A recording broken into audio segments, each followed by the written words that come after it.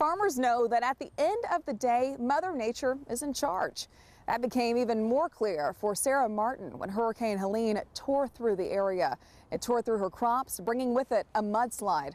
More than a decade of work destroyed in just minutes. But now she's focused on healing both herself and the land. Two Trees Farm will never be like it once was, but that's okay.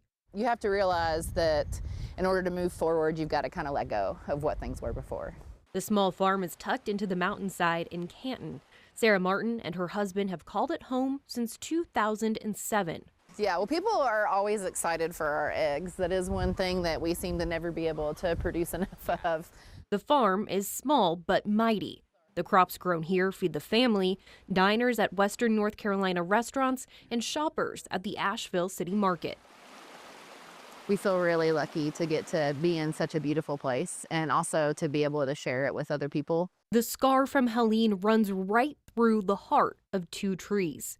The day of the storm, rainfall flooded a lake above the farm, which triggered a landslide, pushing several tons of mud onto the property. Our greenhouse was here and our blueberries were up there.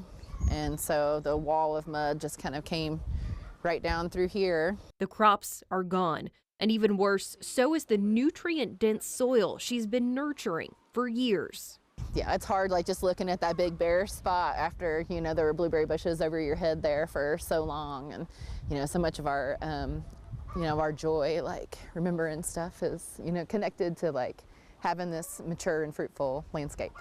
Now the focus is on healing the land and herself. But we are going to try our best to do what we can. Like this is an oak tree that is falling over the hillside here. So we're going to cut that up and make some mushroom logs out of that. So utilizing everything is really important to me. So even though it's hard and it does make things take more time and it requires being more thoughtful, I think that there's a lot of healing in that.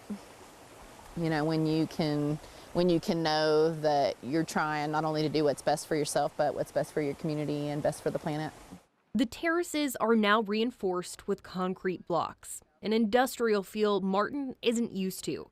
A compromise so they can come back stronger. And when the ground thaws, Martin says they'll plant blueberry bushes again. Life is constantly changing and evolving, we see that all the time.